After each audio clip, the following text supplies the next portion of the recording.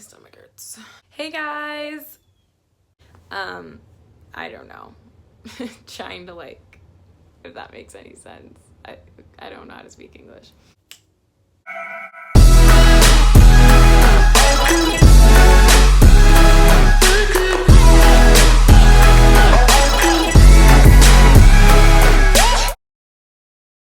Hey guys, it's Kate, and today's video is going to be another Q&A. However, it will not be a relationship Q&A, so don't worry, it's not going to be like a repeat of the last Q&A that I did with my sister. But this Q&A is just coming from questions that I got on Instagram. I think in the last video, I didn't read people's usernames in case they wanted to keep their question a secret. But I will be reading everyone's usernames today in case you guys like want a shout out or whatever. Unless you indicated to keep it anonymous, which nobody did, you're gonna be in this video. So let's just get into it. My stomach hurts so bad. Oh my gosh. The first question is from Robert_Colwell, and he asked, what made you want to start a YouTube channel? So I think I've answered this question before, but to keep it like short and sweet, basically I was a huge fan of Bethany Moda when I was younger. I was obsessed with her videos. I was obsessed with like Nikki and Gabby and Tess Christine. I still love Tess Christine. Her videos have gotten so good lately, but as some of you guys probably know, Bethany Moda doesn't really post anymore, but that was like my main girl. And I just loved her videos. I loved how energetic she was, and every time I watched her, she just made me want to start a channel. So when I was younger, I wanted to start a channel because of just my love for YouTube and being inspired by other people. But when I really started taking YouTube seriously and making like actual videos that weren't, you know, basic YouTube videos, I guess what really made me want to do that was I noticed that a lot of people were actually liking my videos and actually wanting genuine advice and things like that. So I guess what made me get into YouTube was really just my viewers. They really made me get more into it, and I don't know, just like put my heart into it rather than just trying to be like everyone else, I guess. This is not a question, but I wanted to put it in because it was really sweet. This is from Britt Nicole Byler, and she said, I don't have any questions. I just wanted to say I think you are extremely beautiful and I admire your confidence. Even though I have never met you, you seem like you have a great personality. And I just want to say thank you so much for that. That is such a sweet message. And I hope that whether it's live on Instagram or on YouTube, my personality is always the same. I think my personality is pretty crazy, so I'm sorry if it's a little too crazy for you, but hopefully I'm never putting on like a show or a facade and acting like something that I'm not, because genuinely I'm crazy, so that's just how it is. The next question is from EmilyGrace.A, and she says, are you going to college this year? If so, what for? I am going to college this year. I started college last year in 2017, and I am starting my second year in September. I am going for elementary education, but I have not gotten into the program yet. So right now I'm just taking my general education classes that are all in, I'm sorry, I keep touching my hair. It just looks really bad. So sorry if that bothers you. I see a lot of comments that are like, you touch your hair way too much. And I'm like, I'm sorry. It just doesn't look good ever. So if that's bothering you, I'm just so sorry. Let me fix it, okay? Okay, so to make a long explanation short, basically I go to community college right now. I was accepted into our university that's close by my house, I guess, the one that my sister just graduated from, but I did not want to go there my first 2 years because I didn't feel like paying a ton of money. So I'm going to community college right now, but I always like to put it out there that I did get accepted into a major university and I got a scholarship as well. But because I am paying for college myself, because I'm an adult, I decided to do the responsible thing and go to community college first. And community college for me is pretty much fully covered by financial aid and scholarships, so it's lit.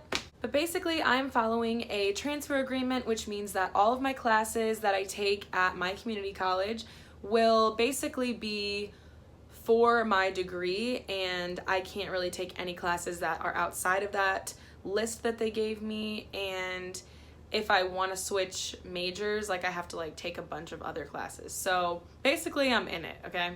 The next question kind of goes along with what I was just talking about, and it's from Melody.Hatfield, and she says, advice for elementary education majors dealing with the negative opinions of others concerning your professional career choice. Honestly, I get crazy looks all the time when I say that I'm going to school for elementary ed. A lot of people give you that like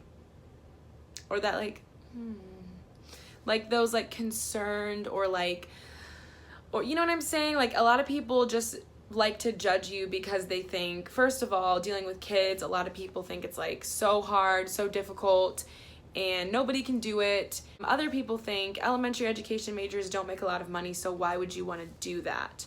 So first of all, I think that we have a real disservice for our teachers going on in America. I definitely think that teachers should be making more money because teachers are the reason that people go to college and get good jobs, because they're educating people. So I think that the people that are teaching these students to become adults and to be successful, they should be making more than $30,000, $40,000 a year, depending on your job. However, that is an even bigger problem that I really don't have anything to do with. I can't change that. But I think I can change people's opinions when it comes to people who say that that's a really difficult job and I don't know why you'll do that. Some people are just more cut out for working with children than others. And if you're a very imaginative or creative person, or even if you are slightly immature in the sense that you could hang out with kids and not feel like, oh, I'm so much more mature than them. Like, there are just people that are more cut out to work with kids than others. And if you love to hang out with the kids at your church and you love to do kids' church, then you should definitely look into elementary education. And it really doesn't matter what other people think about your career choice, because at the end of the day, you're doing what you love and what you enjoy, and their opinions really should not matter. And if they're not your family or your friends, like, I don't care. You shouldn't care either. The next question is from Brooke_Julie_Ann4. And her question is, how old were you when you had your first crush? P.S. I love you. I love you too. And I think when I had my first crush, I was like 5 or 6. I don't care, like I'll say his name because I'm friends with him now, but his name was Jared.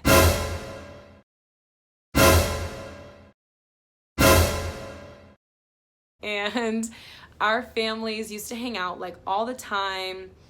And I don't think we loved each other when we were babies. We would always like hug each other and kiss each other, as babies do. And when we were like 4, 5, 6, our siblings would like force us into this tent. I had a Dora tent that I got for Christmas, and they would always force us to stay in the tent. Like they would like zip it up and then stand in front of it so we couldn't get out. And they would like throw food at us, like fake food, and be like, you're on a date. And we hated it. But because we were always forced to be together by our siblings, we just like loved hanging out, and I just liked him. I thought he was really cute, and yeah, I don't know. He was like my first crush. And then when I was 12, he was my first boyfriend, but we don't count it because we didn't do anything. Like all we did was like say like, hey, what's up? Nothing. What about you?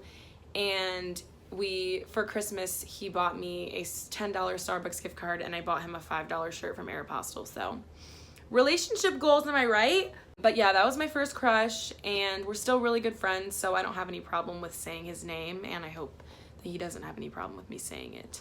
The next question is from Joy_Nyamb, I think. And her question is, hi Kate, where do you buy your modest clothes from? I'm considering buying from the US as it is so hard to find some here in Australia. I'm Joy, by the way.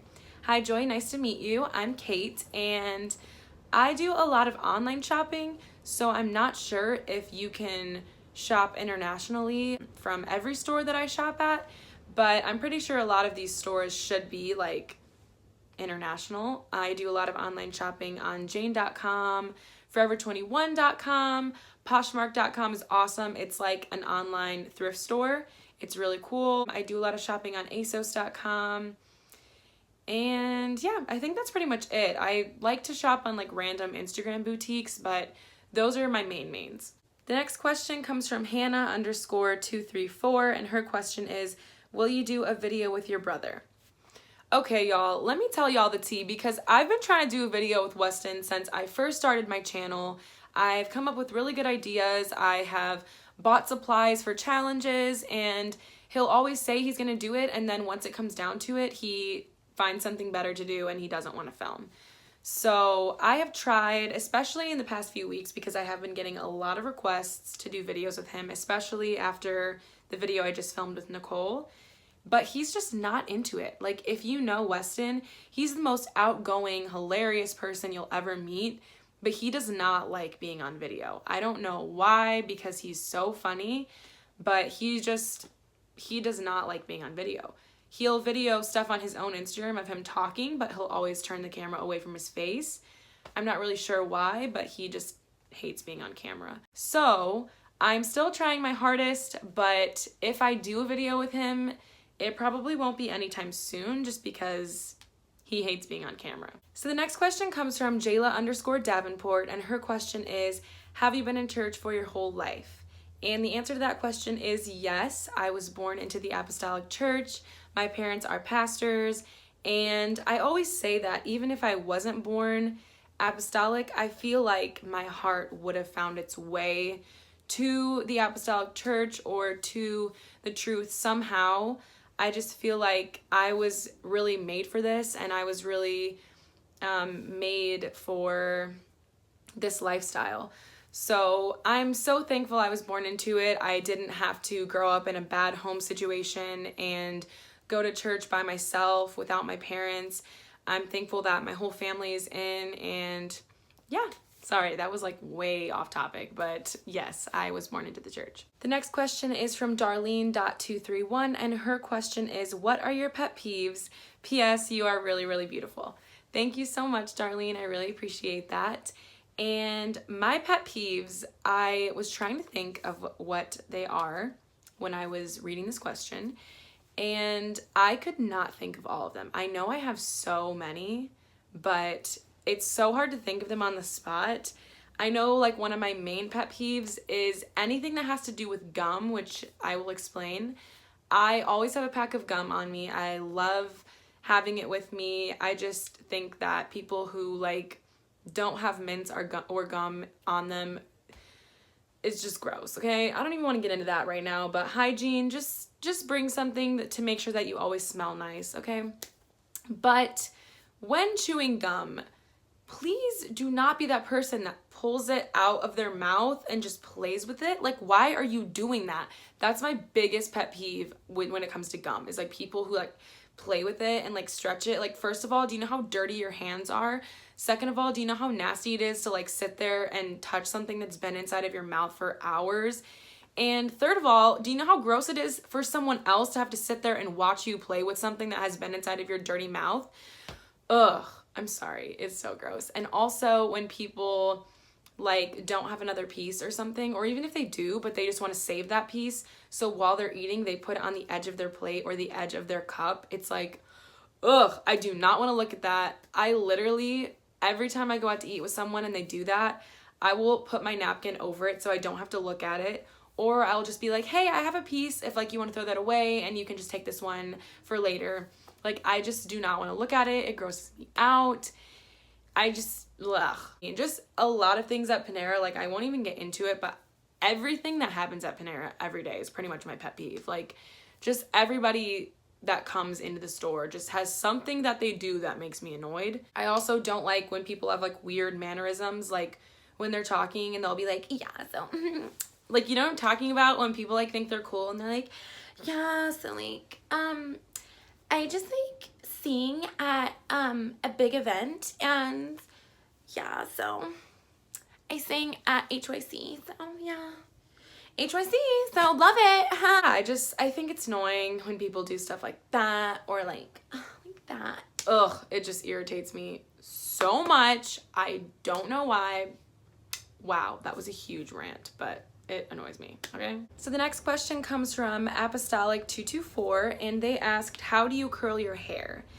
And I am going to shamelessly plug myself right now. I do have a video about how I curl my hair on my channel. It is an older video, so I think I'm gonna film an updated one soon, but I pretty much do the same thing, maybe just like a little bit different, but that will be linked down below if you wanna check it out. The next question comes from Tabitha Mars, and her question was, favorite places to shop and where I would be working if I was not working at Panera. So I think I mentioned my favorite places to shop earlier in this video, but just to reiterate, my favorite places are Forever 21, a lot of online shops that I said earlier, H&M, Marshalls, TJ Maxx, all those types of places. But mostly, I'm not gonna lie, I shop mostly online because I don't really want to leave the house or use gas. So anyways, if I was not working at Panera, I would be having an actual like profession, which my major is for elementary education. So if I wasn't working at Panera, I would wish that I was working what I really truly want to do, which is be a teacher. But I not only am working at Panera, I just started a nanny job. I don't want to say too much about it because it is relatively new and I don't want to jinx anything, but just know that it is for a really great family and it's just a really great job, so I'm really excited about it. The next question comes from Naomi_Zern, and she asked, how did you become successful, I guess you can say, on your YouTube channel? By the way, I love you so much. I love you too, and I guess you can say successful, but I don't really say that because I feel like my channel isn't even to the place where I want it to be.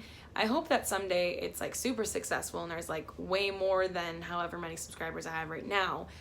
But I guess you can say like how I got to the amount of subscribers I have right now is, I think the video that really skyrocketed me was my I Am Apostolic video, which is I think 2 years old, and I don't really like it that much because I feel like I look really young and I was just kind of cringy, but it has gotten so many views and it continues to rack in a bunch of comments every day, which is crazy because I posted it 2 years ago and it does get a lot of hate, let me tell you that. But I guess that would be the video that really skyrocketed my subscriber count.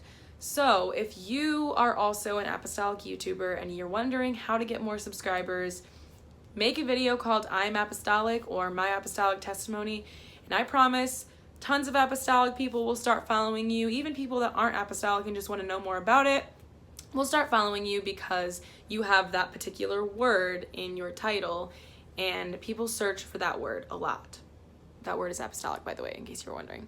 The next question comes from http.brylin2_, and her question is, why did you decide to start a YouTube channel? Also, I love your channel. I guess you can say I'm a fan. So thank you so much. I'm really glad you like my channel. But I did go over this in the video, but like I said, I didn't want to leave anyone out. But what really made me decide to start one was just because I wanted to join the bandwagon and just make a channel like my favorite YouTubers, and I don't know, I just wanted to be cool. And I was like 12, so I was like, let's start a YouTube. So yeah. The next question comes from FrizzyLizzy_, and her question is, do you color your hair? And the answer to that question is no. I get this question a lot because I feel like this hair color, since it doesn't match anyone in my family, a lot of people just assume that I dye it. But I promise I don't. I was born with blonde hair, my brother was born with red hair, my sister was born with brown hair.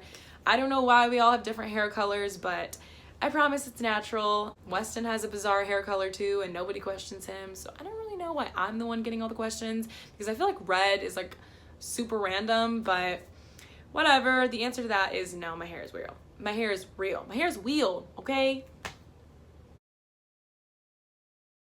And her other question was it hard for me to make my parents' religion my own? And the answer for that is no, because I wasn't really ever given a choice. Not to say that if I ever decided I didn't want to be a part of it, my parents would like put up a fight. I feel like my parents have always let us make our own decisions when it comes to our like faith and our beliefs and things like that. And because it's what I've always been taught, I really have studied it on my own, and it's not something I've ever questioned. I've just always believed like everything I was taught to be true, because not only was I taught that, but I also studied it, and I also looked it up and really made sure that I knew exactly what it was that I believed.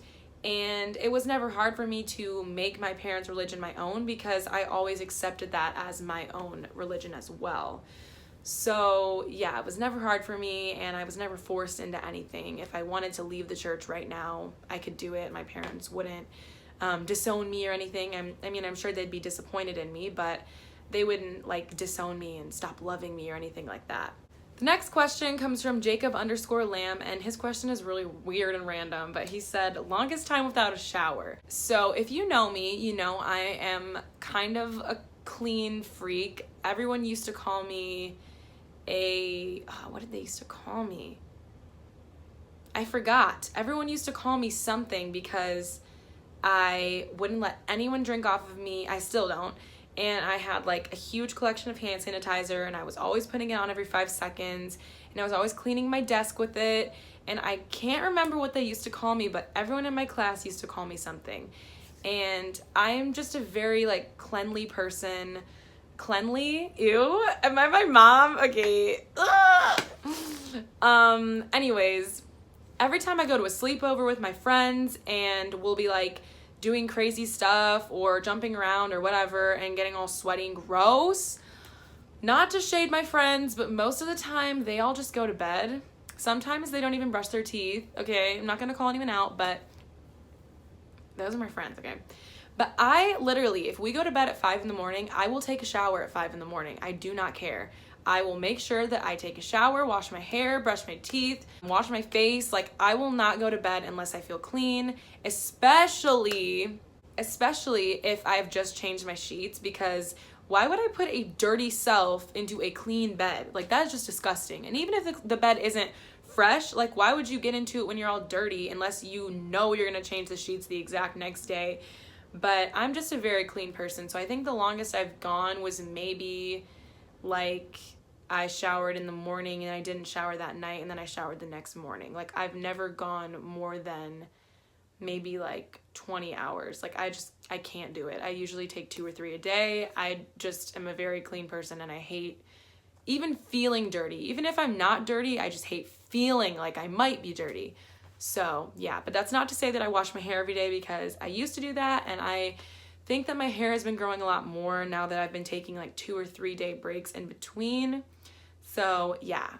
The next question comes from Kristen Bulanda 32. I'm sorry if I did not pronounce that right. But her question is, as an apostolic, do you believe in saving the first kiss for marriage? I know many who take the purity rings very seriously and won't even kiss until they're married.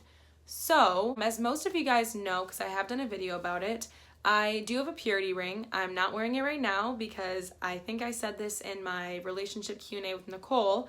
It is too small for my finger, and I still have not gotten it resized, but your girl still upholds the values, and obviously I've never posted about a boyfriend or a boy, so I don't have one, so I don't really have any reason to have taken it off other than the fact that it doesn't fit me right now. So as soon as I get it resized, I will be wearing it again and all that, but I don't know if I believe in saving it or not. I'm not sure if I will, because as most of you guys know, your girl hasn't even had hers yet, which I'm not afraid to say. Like, I don't care if you guys know that. But I think, honestly, it's all up to you and your boyfriend or girlfriend. I obviously think that you should remain abstinent until marriage, but I'm not sure if you should keep the kiss for your wedding day or not, because I always have this fear of, like, what if you get married and as you're like kissing that person on your wedding day, you're like, ew, I do not like this. Then you're just kind of stuck. So it's kind of like, I'm not really sure, but I think that you should always respect, like I've said in the previous video, what your pastor says. And if you're not really sure if you should or not, maybe ask him or ask your pastor's wife. But I really think that that's up to you and your boyfriend. If deciding if you think that kissing might lead to something else, maybe you should save that. But if you think that kissing them isn't going to lead to anything, then I don't know, I say go for it, but Like I said, I've never had it, so I don't really know. Maybe I'll get back to y'all on that one, but I really think that that should be a personal choice, that if you really don't know, you should talk to a person of authority in your life. The next question comes from Marvin After Christ's Heart, and his question was, did I always have a strong relationship with my sister? Were there ever times that we would argue? And he also said that he admires our close relationship. So thank you very much. I love my sister so much. And I don't know if I touched on this in the video. I don't think I did. But Nicole and I did used to argue when we were little kids because I was just very, not like purposefully selfish. I've never been like a rude, selfish kid. I think I was just selfish without realizing it because we shared a room for a pretty big chunk of our childhoods. I'd say until I was like 9 or 10 maybe. We shared a room, and my side of the room was always super messy, and Nicole's side of the room was always really neat. Oh, how the tables have turned. No shade, no tea. But I was just a really messy kid, and I never really cared whenever she would say, I'm having friends over, can you please clean up your side of the room? I would just kind of shove everything under my bed. I was not very courteous of trying to make our room look nice. A lot of times she would be cleaning up my mess. I didn't know how to do my hair, and I didn't really care to learn. So she had to do my hair like every day. And that was kind of selfish because I easily could have learned. I think she learned when she was like 9 how to do like updos and curl her hair. And I was just lazy. I wouldn't even learn how to do a ponytail. I didn't care enough to learn. And I would always just like, Nicole, you do it. And so we did argue because I was selfish and I didn't care about being messy. I didn't care about doing my hair. And yeah, that was pretty much always the root of our arguments. But I think as soon as we stopped sharing a room, we really started to miss each other and appreciate each other more. And now I am pretty good at doing curls. And so I do Nicole's hair a lot.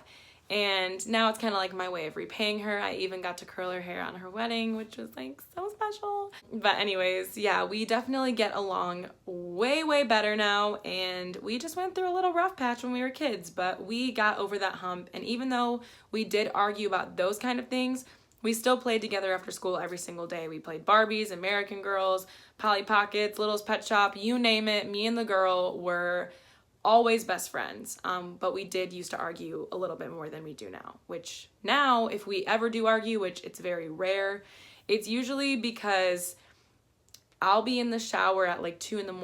and then she'll be trying to use the bathroom and I will not unlock the door for her, or vice versa, and she's like, oh my gosh, you're so rude, open the door, and I'm like, no, I'm literally in the shower. And so that's usually the argument. But now she does not live here anymore because she's married.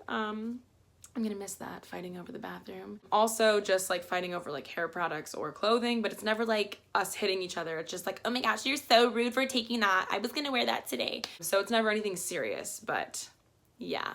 The next question comes from Mads_Rosales. I'm not really sure how to say it, but she wanted some advice for someone who is trying to study the Bible better and advice for someone who is trying to lead worship. So my advice for studying the Bible better is, I feel like if you want to study about a specific topic, use either your Bible app and look up a specific topic or a specific word, or if you don't want to use electronics, go to the index in your Bible and just look up that specific word or topic and you'll find a bunch of scriptures about it. But if you just want to study your Bible in general, I really do think that using the Bible app is sometimes really helpful because you can find plans on specific things. And I feel like for me, that kind of helps me. But also just taking notes in church, I feel like helps you to learn and understand better. Really just reading on your own time and really trying to get a better understanding by looking up the words on the internet if you don't understand, or looking up like an easier version of the Bible so that you can really understand it and really soak it in. I think that those are kind of, I guess, techniques that I use when I am trying to study or read the Bible. And when it comes to leading worship, I only really lead worship when my sister goes out of town. and I'm not that great at speaking yet. When it comes to kids' church or kids' rallies or kids' revivals, your girl's up there like, let's all lift up our hands, like, and I'll be like talking and I'll be like doing all the stuff, and then when I'm there on Sunday, I'm like, thank God for Sundays. Am I right, church? Amen.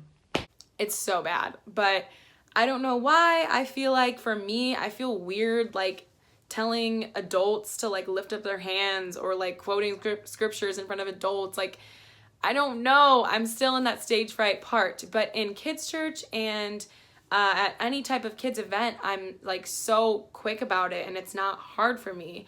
So I guess my tips would be maybe practice on a smaller group like youth or kids, and that will kind of get you into being able to do it better for like actual church or like a conference or whatever it may be. I do a lot of solos, I guess. I just don't really lead because I'm not like talking in between songs and like saying stuff. But when it comes to solos, I think really listen to those songs that you're going to be doing and really learn the words so you won't be nervous. And really just don't worry about what you sound like. Just worry about the fact that somebody in that service is hopefully going to be changed or be touched or be filled or whatever it may be. Don't focus on how you sound. Just focus on creating an atmosphere of worship. And that is my tip on leading worship. So Isabella X Bell asked, what is my overall advice for a freshman going into high school? And I do want to do a full video on high school advice, but just like some general advice would be that if you are going to public school, don't act too high and mighty, because I know that the upperclassmen, juniors, seniors, they generally do have like a little, I guess, stereotype against freshmen. They think they're annoying and they think they try too hard. So don't get in anybody's way and start like confrontation with older kids. Just kind of stay in your lane until you get to that age, I guess. And really make your schoolwork count, because a lot of people think that freshman year doesn't count. It does. Colleges look at what you get in your freshman year for your grades. So definitely don't slack off. Don't think like, oh, my first year doesn't count, because it totally does. You're not in middle school anymore. And when it comes to your mindset, just remember, I'm not in middle school anymore. The things that I could get away with in middle school, I cannot get away with anymore. So just keep that in mind, and also watch my high school advice video that I will be coming out with soon. Plug again, because I will be doing that, but that is my overall advice. Okay guys, so that was it for this Q&A video. If you liked it, be sure to give it a thumbs up. If you didn't like it, put your phone upside down and dislike this video, turn it back around, and you realize you actually just liked it. Yeah, so I just thought of that.